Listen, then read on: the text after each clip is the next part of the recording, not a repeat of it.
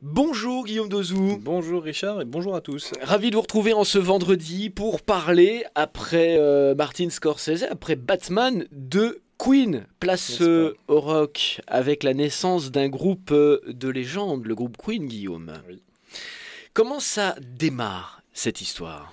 Ça démarre avec quatre musiciens finalement, hein. Donc Freddie Mercury, Brian May, Roger Taylor, John Deacon. Quatre musiciens qui se retrouvent finalement à être assez mécontents de leur carrière naissante. Il y a un groupe qui s'appelle Smile qui essaye de percer un petit peu. Et puis finalement, au hasard des concerts et des rencontres en studio, ces quatre musiciens-là décident de former un groupe qui s'appelle Queen et on est en 1970. 1970, donc quatre camarades qui vont fonder ce groupe Queen. On a une petite idée du nom du groupe, pourquoi ce nom-là? Pourquoi ce nom-là? Ah, ça c'est une c'est une bonne très bonne question. question, Mais bien sûr, excellente question. Queen, En hommage à la reine, évidemment. en hommage à la reine peut-être, parce que sur le logo on a une couronne, mais c'est un groupe qui est quand même artistiquement très très piloté par Freddie Mercury Ouais. et qui va jouer tout au long de sa carrière, que ce soit en solo ou en groupe, qui va jouer sur les doubles sens, sur les sous-entendus, quoi. Mhm. Donc Queen, ça peut vouloir dire beaucoup de choses, ça peut vouloir dire reine, effectivement. Il fut reine de la nuit. Il fut Souvent, reine. Freddie Alors Mercury. voilà, mais en 70, pas encore.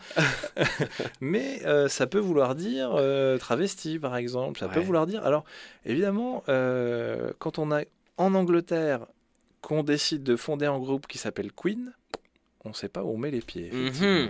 Et on est surveillé de près, j'imagine. Je En pense, ouais, plus, je ouais. pense. On peut dire quelques mots de ce Freddie Mercury et de Brian May. Bien, Freddie Mercury, c'est un Indien, donc c'est pas un Anglais déjà, qui arrive en Angleterre après sa formation musicale à l'école et qui ensuite est très bon au piano, qui chante très bien, mais qui fait une école de dessin, donc d'art publicitaire par exemple. Mhm. Et il a envie de se destiner au chant et à la musique, donc naturellement, il va s'orienter vers des petites formations, des petits groupes. Et puis Brian May, qui sera donc son guitariste principal, qui lui est très intéressé par la musique, mais qui est dans une famille pauvre finalement, qui n'a pas beaucoup d'argent et qui décide, avec son père qui est bricoleur, qui est très bricoleur, de fabriquer lui-même sa guitare.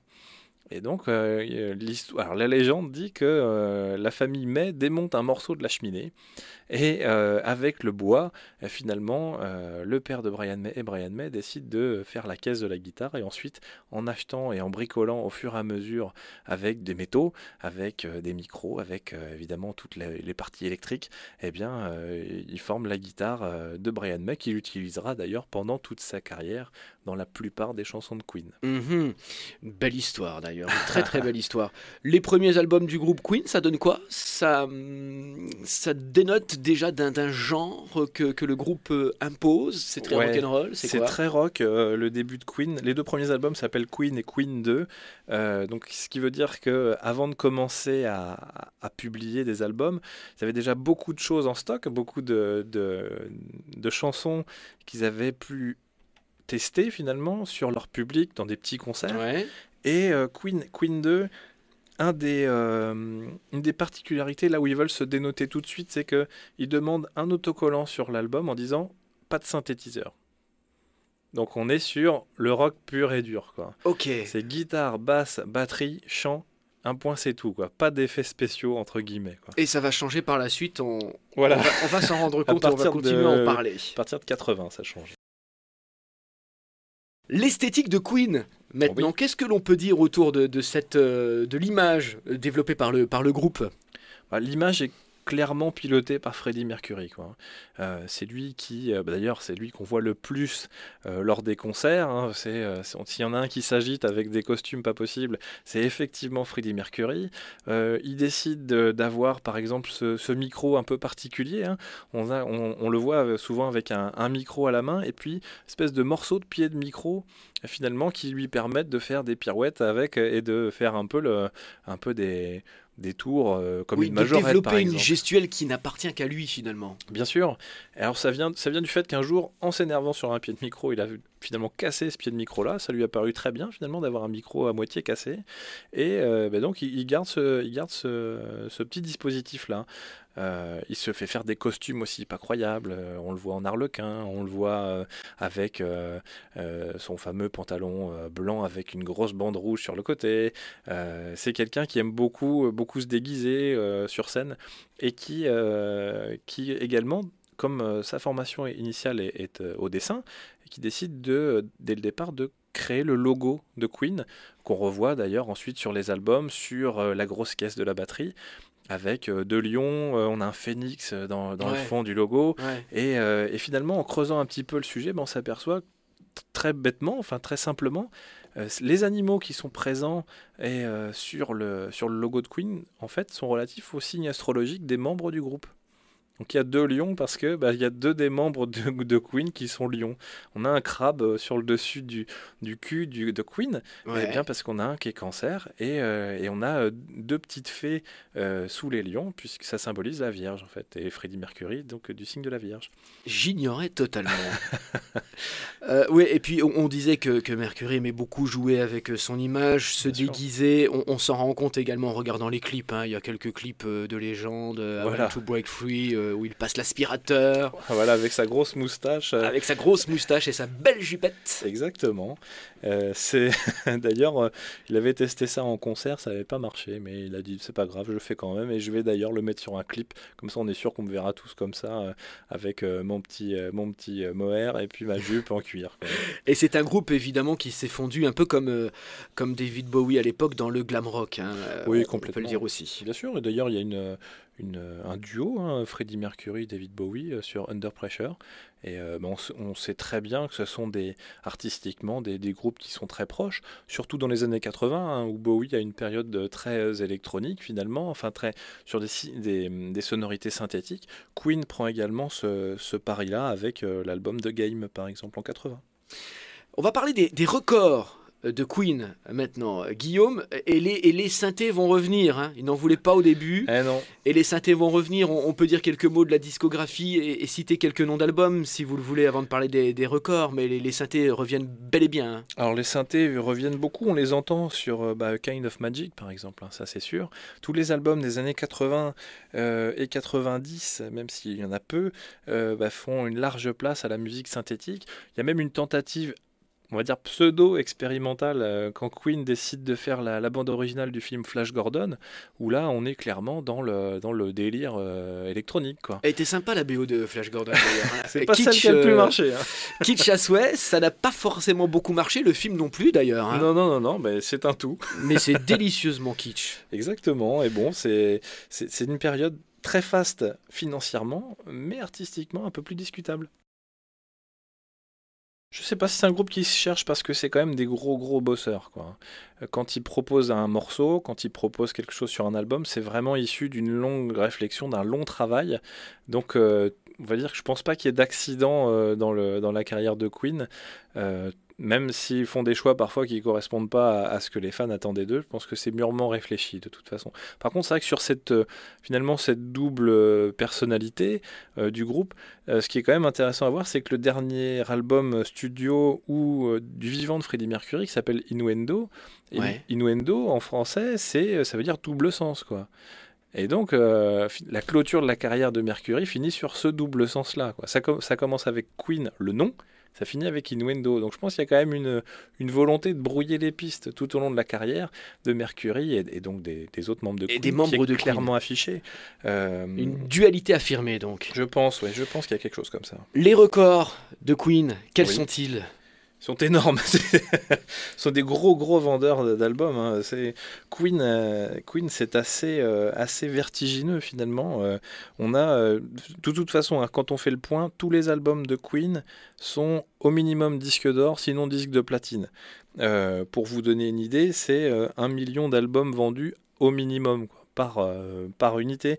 Le plus marquant, c'est leur premier album Best Of, avec 20 millions de best-of vendus. Mhm. Et donc ça fait en gros, il y a 60 fois disque de platine, quoi.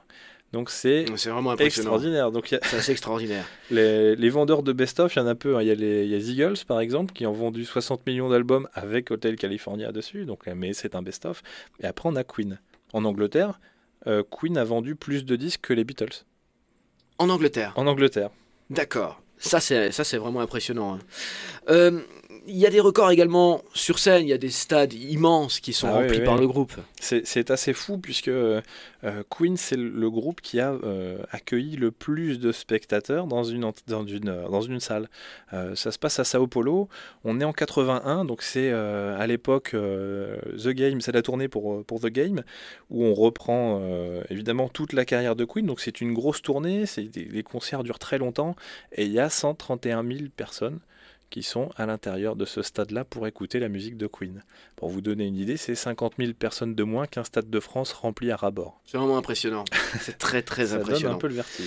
Et puis on se souvient évidemment, hein, de concerts mythiques. Il y a le Wembley en 86. Le Wembley 86, ouais, qui fait vraiment finalement l'apogée des concerts de Queen. On a un live qui n'existe malheureusement qu'en vinyle, qui s'appelle Live Killers, qui est très très bon également. Je pense qu'à filmer, il aurait valu quelque chose aussi. Musicalement, il est beaucoup plus rock que le Wembley 86. On va terminer notre conversation, Guillaume, en revenant sur quelques collaborations importantes de Freddie Mercury. Et on va probablement reparler de ce double sens, hein, dont on parlait tout à l'heure, de ce double univers, parce que des collaborations de Freddie Mercury, de Freddie Mercury, il y en a beaucoup, et parfois elles sont vraiment étonnantes.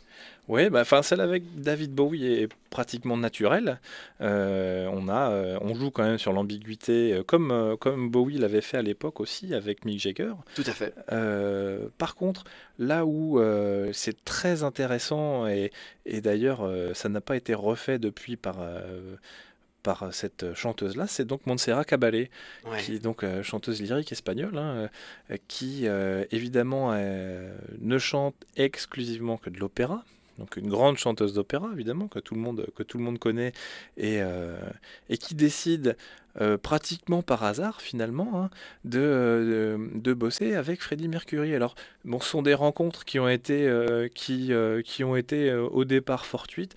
Ils se sont retrouvés dans un hôtel, dans le même hôtel, finalement, pour Ouais. des concerts complètement différents. Mais Mercury admirait beaucoup le chant et l'opéra. Et donc, Montserrat Caballé connaissait évidemment pratiquement pas la Queen. Mais Mercury a été surpris en train de chanter au piano du bar de l'hôtel. Et puis, bah, ils ont commencé à discuter un peu Ouais. boutique, quoi. Et ils vont chanter un Barcelona vraiment étonnant, hein. Voilà, Barcelona qui sort à l'époque, ça doit être en 88 que ça se passe. Et C'est les Jeux Olympiques. c'est les Jeux Olympiques. On a une ressortie de ce Barcelona aussi en 92 qui remarche, et on a un album qui est pas évident à trouver, mais il y a un album complet en fait de Freddie Mercury et de Montserrat Caballé qui est vraiment intéressant à voir. Ça a beaucoup marché en Europe, et Montserrat Caballé d'ailleurs dans les interviews elle dit: on m'a reproposé après des collaborations avec des groupes pop ou des groupes rock. Oui. J'ai dit, maintenant que j'ai fait celui-là, j'arrête, c'est bon. Je sais que j'ai atteint je sais pas, une apogée quelconque dans sa carrière. Et elle dit, je ne travaillerai plus avec quelqu'un d'autre du pop rock. Et une belle confrontation de deux voix magnifiques, hein, Bien sûr. sur cet album Montserrat Caballé et Freddie Mercury. On se quitte en parlant des descendants. Est-ce qu'il y a des descendants de Queen et de Mercury, Guillaume? Il y en a qui s'en réclament en tout cas. On a des groupes comme par exemple Muse avec donc un Matthew Bellamy au chant qui se réclame de Queen, qui se réclamerait également de Mercury. Bon, il a une tessiture beaucoup plus petite, mais on sent qu'il y a quand même une enfance bercée par la musique de Queen, alors Mhm. deuxième période. Après, même des groupes comme Metallica ou Nirvana se réclament de temps en temps de certains morceaux de Queen, plutôt les morceaux rock du début de leur carrière, mais on a quand même des gens comme ça qui aiment bien citer Queen de temps en temps, même les Smashing Pumpkins ou des groupes plutôt orientés metal ou grunge. Et vous m'avez parlé de Lady Gaga. Oui, oui, c'est ça. Elle aussi.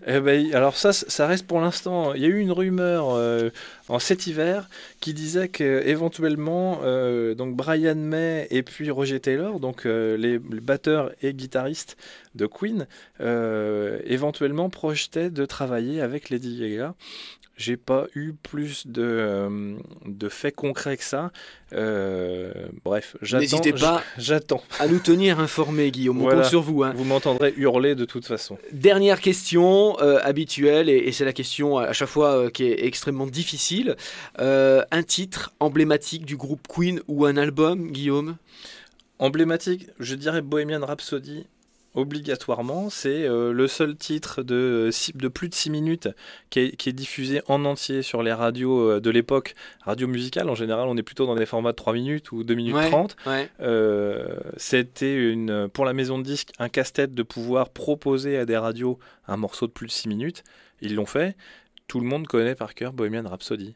Donc il y aurait ça. Après, personnellement, je serais plus tenté par des morceaux comme Bicycle, par exemple, qui sont beaucoup plus ébouriffés. Ouais. Les synthés en moins, alors. Ouais, peut-être, ouais. Les synthés en moins. Il n'y a pas de synthé dans ce morceau-là, on est bien d'accord. Dans Bicycle, non, il y a juste des sonnettes de bicyclette. Merci beaucoup Guillaume Dozou de nous avoir parlé de Queen cet après-midi, et ça nous donne envie de nous replonger dans la discographie de ce groupe de légende et de réécouter la belle voix de Freddie Mercury. À très bientôt. À bientôt, Guillaume. Richard.